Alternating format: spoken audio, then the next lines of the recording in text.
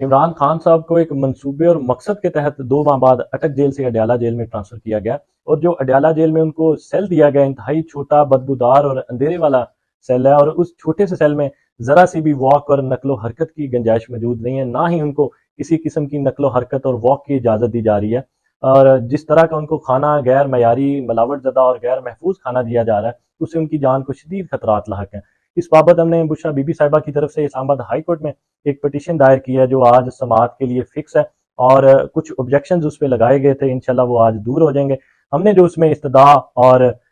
موقف اختیار کیا ہے کہ عمران خان صاحب کو جیل میں زہر دیا جا سکتا ہے، جس طرح کا غیر معیاری اور غیر محفوظ کھانا دیا جا رہا ہے، ہم استدعا کرتے ہیں کہ عمران خان صاحب کو گھر کے کھانے کی سہولت فراہم کی جائے، کیونکہ ماضی میں بہت سے قیدیوں کو یہ سہولت فراہم کی گئی، اور ہم یہ استدعا کرتے ہیں کہ عمران خان صاحب کو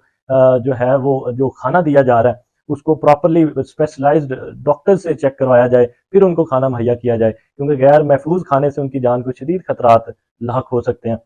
اس کے بعد جو ہم نے استدعا کی کہ عمران خان صاحب کو اڈیالہ جیل میں کسی قسم کی سہولت فراہم نہیں کی گئی، اور اس سے پہلے عدالت بھی یہ حکم دے چکی ہے کہ عمران خان صاحب کو جیل مینول اور ان کے سٹیٹس کے مطابق سہولیات فراہم کی جائیں، لیکن عدالت کا حکم نہیں مانا گیا۔ عدالت اپنا حکم جو ہے وہ اس پہ عمل درآمد کروائے، اور عمران خان صاحب کو